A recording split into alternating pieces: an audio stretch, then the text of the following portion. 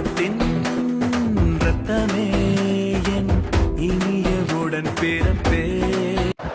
சக்ஸஸ்ஃபுல்லாக இன்றைக்கி என்னோட 32வது பிளட் டொனேஷன். இப்போ பிளட் டொனேஷன் பண்ணுறதெல்லாமா வீடியோ எடுத்து போடுவேன்? ஆமாம், கண்டிப்பாக போடுவேன். ஏன்னா நான் ஒரு கோயிலுக்கு போக சொன்னால் நீங்கள் போகிறீங்க, நான் ஒரு இடத்துல போய் இது சாப்பிட சொன்னால் இது சாப்பிட்றீங்க, நான் ஒரு ரீல் பண்ணால் நீங்கள் பண்ணுறீங்க. அப்போ கண்டிப்பாக பிளட் டொனேஷன் பண்ணால் நீங்களும் பண்ணுவீங்களே.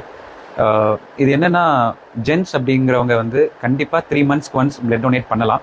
நிறைய பேர் நிறைய தப்பெல்லாம் சொல்லிட்டு இருக்காங்க, பண்ணக்கூடாது, பண்ணால் இந்த பிரச்சனை வந்துடும் அந்த பிரச்சனை வந்துடும். அப்போல்லாம் ஒன்றுமே கிடையாது. நான் இது வரைக்கும் 32 வாட்டி கொடுத்துட்டேன், நல்ல ஹெல்த்தியாக தான் இருக்கேன். லேடிஸை பொறுத்த வரைக்கும் 4 months ஒன்ஸ் கொடுக்கலாம். இங்கே வந்தவொடனே டக்குன்னு எல்லாருக்கும் அவங்க பிளட் எடுத்துட மாட்டாங்க. ஃபஸ்ட்டு வந்து அவங்களோட ஹைட்டை செக் பண்ணுவாங்க, வெயிட்டை செக் பண்ணுவாங்க, அதுக்கப்புறம் அவங்களோட பிபியை செக் பண்ணுவாங்க. பிபி சப்போஸ் கம்மியாக இருந்தாலும் கூட இருந்தாலும் எடுக்க மாட்டாங்க. இதெல்லாம் விட ரொம்ப ரொம்ப முக்கியம், முதல்ல சின்னதாக ஒரு ப்ரிக் பண்ணி ஹீமோக்ளோபினை செக் பண்ணுவாங்க. ஸோ ஜென்ஸுக்கு டொனேட் பண்ணணும் அப்படின்னா 12.5க்கு மேலே இருக்கணும் அப்படின்னு இங்கே இருக்கிறவங்ககிட்ட நான் கேட்டு தெரிஞ்சுக்கிட்ட விஷயம். இது எல்லாத்த விட நம்ம முதல்ல ஹெல்த்தியாக இருக்கோமா நம்மளே செக் பண்ணிக்கணும்னா இந்த மாதிரி ஒரு பிளட் டொனேட் பண்ணும்போது கண்டிப்பாக நம்ம தெரிஞ்சுக்கலாம். இன்றைக்கி நான் வந்திருக்கிறவர் யாருன்னு எனக்கு தெரியாது, என்னோட ஃப்ரெண்டுக்கு ஏதோ தெரிஞ்சவங்க அப்படின்னு சொல்லி நான் வந்திருக்கேன். ஸோ இப்படி கொடுக்கறதாலே நம்ம இன்னும் ரொம்ப ஹெல்த்தியாக இருப்போம். ஸோ ப்ளீஸ் நீங்களும் எங்கெல்லாம் முடியுதோ போய் பிளட் டொனேட் பண்ணுங்கள். பிளட் டொனேட் பண்ணி பார்த்தீங்கன்னா பண்ணோங்கிறது ஒரு பக்கம் சந்தோஷம், இன்னொன்று நம்ம ஹெல்த்துக்கும் ஜென்ஸுக்கு குறிப்பாக அது ரொம்ப ரொம்ப நல்லது. So please donate blood.